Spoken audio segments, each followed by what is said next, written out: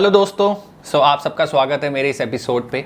और आज के इस एपिसोड पे मैं फिर से लेके आ गया हूँ एक बड़ा ही इम्पॉर्टेंट टॉपिक, जो कि है हमारी ग्रोथ। देखो, हम सब अच्छा काम भी कर रहे हैं, मेहनत भी कर रहे हैं, बट फिर भी ऐसा क्यों होता है कि कुछ ही लोग ग्रो कर पाते हैं अपनी जॉब पे।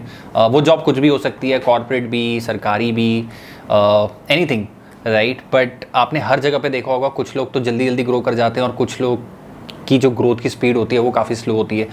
तो आज थोड़ा समझने की कोशिश करेंगे ऐसा क्यों है, और मेरे वीडियो को ज़रूर एंड तक देखो, क्योंकि मैं आपको एक ऐसी चीज़ बताने वाला हूँ जो कि हम मैक्सिमम टाइम गलती करते हैं, और ये एक गलती की वजह से हमारी पूरी ग्रोथ स्टक हो जाती है।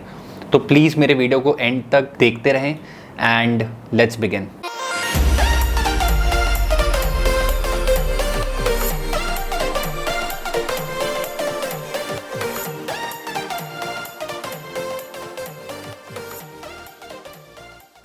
सो guys, welcome back to my YouTube channel think beast. It's all about think big and achieve big.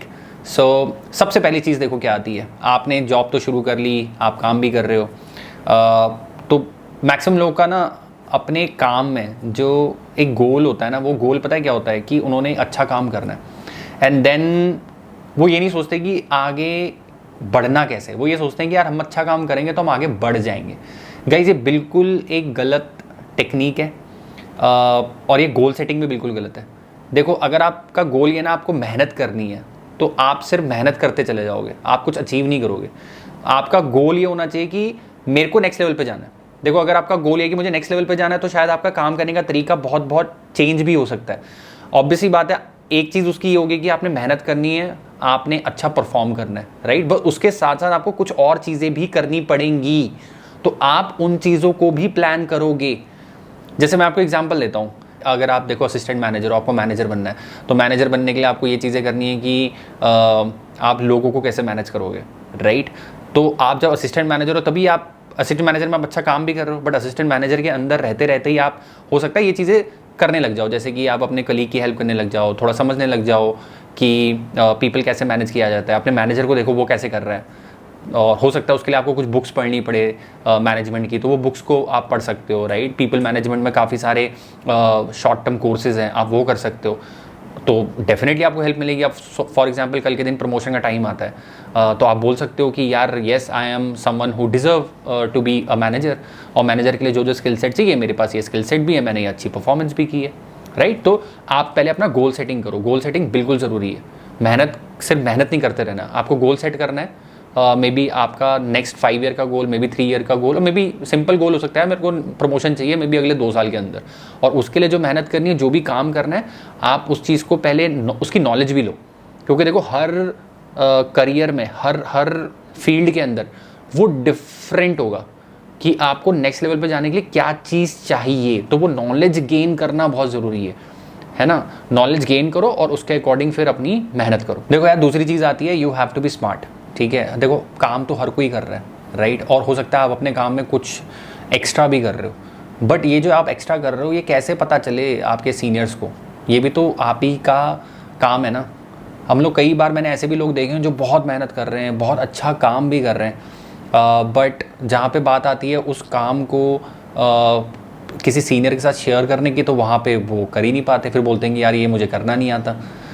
तो अगर आपको नहीं करना, तो आपको ये करना सीखना पड़ेगा। आपको अपनी बात रखनी पड़ेगी। अगर आप अच्छा काम करते हो, तो आपको सही फोरम पे उसके बारे में डिस्कस करना पड़ेगा, राइट। फॉर एग्जांपल यार, आप अभी एक ऐसे रोल पे हो और आप ऑलरेडी काम कर रहे हो अपने सीनियर बंदे का, राइट। आपने छोटे मोटे लेवल पे उसका काम भी करा, तो ये कैसे पता चलेगा, राइट। तो हो सकता है, देखो अलग अलग तरीके हैं अगेन, और मैं ऐसा नहीं कह रहा कि खुद ही जाके बस ढिंडोरा पीटना शुरू कर दो, shouldn't be like that. But ऐसे कई सारे फोरम आते हैं जहाँ पे कि हम इन चीज़ों को रख सकते हैं। मे बी यार कोई एक रैंडम कोई भी एक आपको फोरम मिल गया जहाँ पे आपको एक्सेस है अपने मैनेजर से बात करने का, तो आप वहाँ पे वो बात को रखो। यार आप एक स्टोरी सुना दो कि यार ऐसा कुछ हुआ था, बट उसको मैंने ऐसे सॉल्व कर दिया, राइट। या फिर आपके जो परफॉर्मेंस रिव्यू होते हैं हर साल या हर 6 महीने में, उसमें भी आपसे बोला जाता है कि अपना सेल्फ रिव्यू दो। तो सेल्फ रिव्यू के अंदर आप डिटेल में वो फिल करो। मैंने तो कई लोग ऐसे भी देखे हैं जिन्होंने बहुत मेहनत करी है, बट जब वो सेल्फ रिव्यू भरने का टाइम आता है ना, जब ये लिखने का टाइम आता है कि आपने क्या किया है, तो वो 5 मिनट में भर के दे देते हैं। तो ऐसे तो नहीं चल पाएगा ना। अगर आपने काम किया है तो ये रिस्पॉन्सिबिलिटी भी आपकी बनती है कि आप उनको अच्छे तरीके से एक बड़े फोरम के साथ शेयर करो, कम्युनिकेट करो, ताकि उनको पता चले कि हाँ आपने ये चीज़ की है। अब इसके अंदर भी ना एक और चीज़ आती है कि आपको वो चीज़ कैसे मेंशन करनी है ना। इसके लिए देखो एक अमेज़ॉन के अंदर ना बड़ा अच्छा फ्रेमवर्क हुआ करता था, SBI फ्रेमवर्क हम बोलते थे उसे, सिचुएशन, बिहेवियर एंड इम्पैक्ट। तो अगर आपने कोई भी काम अच्छा किया ना, तो आप ये मत बोलो कि बस मैंने ये अच्छा काम किया है, आप उस चीज़ को इलैबोरेट करो SBI फ्रेमवर्क में। तो पहले आप ये बताओ सिचुएशन क्या थी, फिर आपका बिहेवियर क्या था, आपने क्या किया उसको, और फिर उसका ओवरऑल इम्पैक्ट क्या निकल के आया। तो ज़रूर ध्यान रखो गाइज, अगर आप कुछ अच्छा काम कर रहे हो तो it is whole sole your responsibility कि आप उसको सही लोगों तक पहुंचाओ एक सही तरीके से। और गाइज अब तीसरी चीज़ आती है, वो ये है कि talk to your manager more often. जितना ज़्यादा आप बात कर सकते हो आप करो, आपको टाइम निकालना पड़ेगा। आपको अपने, इवन अगर आपका मैनेजर आपको टाइम नहीं दे रहा तो आपको उनको बोलना पड़ेगा कि आपको मुझे टाइम देना है। देखो आप जितना रेगुलर कॉन्वर्सेशन करोगे ना, उससे आपको बहुत चीज़ समझ में आती है। कोई समझ में आता है कि आपकी मैनेजर की एक्सपेक्टेशन क्या है, वो क्या चाहता है आपसे। अब देखो यार, कई बार ये होता है ना कि आप तो अच्छा काम कर रहे हो, आप मेहनत भी कर रहे हो, आप सही कर रहे हो, लेकिन आपके मैनेजर की एक्सपेक्टेशन से वो अलाइंड है या नहीं है, वो आपको कैसे पता चलेगा। अब ऐसा तो नहीं है ना उसके लिए आप 1 साल का वेट करोगे या 2 साल का वेट करोगे, या आप अपने मैनेजर के खुद आपसे बात करने का वेट करोगे। इससे टाइम वेस्ट किसका हो रहा है, आपका हो रहा है। तो आप खुद जाके अपने मैनेजर को बोलो, नहीं यार मेरे को आपके साथ बैठना है। आप किसी भी टाइम बैठो, बट बैठो, आप मेरे से हर 2 हफ्ते में बैठ जाओ, हर महीने बैठो, और उस डिस्कशन को आप थोड़ा प्रोडक्टिव करो। आप कैसे कर सकते हो, आप उसके पास लेके जाओ जो आपने पूरे महीने में काम किया है, उसको दिखाओ कि सर ये मेरा काम है और ऐसे ऐसे मैं कर रहा हूँ, ये मेरा फ्यूचर प्लान है, आप मुझे बताओ क्या मैं सही कर रहा हूँ या नहीं कर रहा हूँ, आपके अकॉर्डिंग अगर मैं कुछ चेंज कर सकता हूँ तो प्लीज़ बताओ। आपका मैनेजर आपको जो भी गाइडेंस देता है, जो भी फीडबैक देता है, आप उसको पॉजिटिवली लो, उसमें काम करो, और फिर नेक्स्ट मंथ फिर वापस उससे मिलो और उसको बताओ कि सर आपने लास्ट टाइम मुझे फीडबैक दिया था, मैंने इसमें ऐसे ऐसे काम किया है, आप मुझे फिर से बताओ अगर मैं सही कर रहा हूँ या नहीं कर रहा हूँ, क्या इंप्रूवमेंट। मैंने गाइस कई लोग देखे हैं जो ये बात करने से ही डरते हैं। वो ये डरते हैं कि मैनेजर बस मुझसे बात ना कर ले। यार ऐसे कैसे आगे बढ़ोगे? अगर आपका ये एटीट्यूड है ना कि यार मेरे को मैनेजर से बात नहीं करनी, तो यार उससे अच्छा तो है कि जॉब छोड़ दो। सिंपल है, आप मेहनत करते हो तो आपका हक बनता है आप अपने मैनेजर से रेगुलर डिस्कशन करो, आप उसको क्लियर करो कि भाई मैं ऐसे काम कर रहा हूँ, कुछ गलती है तो अभी बता दो। तो गाइज अगर आप ये 3 चीज़ों का ध्यान रखते हो ना, तो डेफिनेटली आप अपनी ग्रोथ को इंश्योर कर सकते हो। तो अगर मैं समराइज़ करूँ तो पहली चीज़ हो गई, आपको ये आइडेंटिफाई करना है कि what it takes for you to go to the next level. ठीक है, वो नेक्स्ट लेवल पहले तो है क्या, और आपको क्या करना है उस नेक्स्ट लेवल पे जाने के लिए। इसकी जितनी ज़्यादा क्लैरिटी होगी उतनी अच्छी से आप अपना प्लान क्रिएट कर पाओगे। ओके, सो दूसरी चीज़ आ जाती है बी स्मार्ट रहो। आपको जो भी आप काम कर रहे हो, अगर आप अच्छा काम भी करते हो तो ये भी आपकी रिस्पॉन्सिबिलिटी है कि आप उसको एक सही तरीके से सही फोरम पे अपने मैनेजर्स या सीनियर्स के साथ वो शेयर करो, और उसको एक फ्रेमवर्क में करो जो मैंने बताया, SBI framework. Okay, situation, behaviour and impact. And जो थर्ड चीज़ आती है वो ये है कि आप अपने मैनेजर से ज़्यादा डिस्कशन करो, ज़्यादा से ज़्यादा 1-on-1 करो। आप अपनी क्लियर कट बातें रखो। इनफैक्ट अगर आप कुछ नहीं भी सही कर पा रहे हो तो वो भी आप प्रोएक्टिवली जाके बताओ कि मेरे से ये चीज़ सही से नहीं हो पा रही है, तो आप मेरे को इसमें या तो ट्रेनिंग दे दो, या फिर हो सकता है मैं कोई और चीज़ बहुत बेटर कर सकता हूँ, तो मे बी आप मेरे को एक्सप्लोर कर सकते हो उस पर्टिकुलर रोल के लिए। गाइस, तो जितना ज़्यादा आप डिस्कस करोगे अपने मैनेजर के साथ, उतनी ज़्यादा ट्रांसपेरेंसी रहेगी, उतनी ही ज़्यादा आपके बीच में जो एक्सपेक्टेशन है वो अलाइंड रहेगी, वो गैप नहीं रहेगा। सो गाइज अब एक फाइनल चीज़ की बात करते हैं जो कि हम मैक्सिमम लोग वो गलती करते हैं, और उस एक गलती के चक्कर में हमारी बहुत ग्रोथ हैम्पर होती है। वो है हमारी रिस्क टेकिंग एबिलिटी। हम लोग क्या करते हैं ना, अपनी रिस्क टेकिंग एबिलिटी को ही ख़त्म कर देते हैं।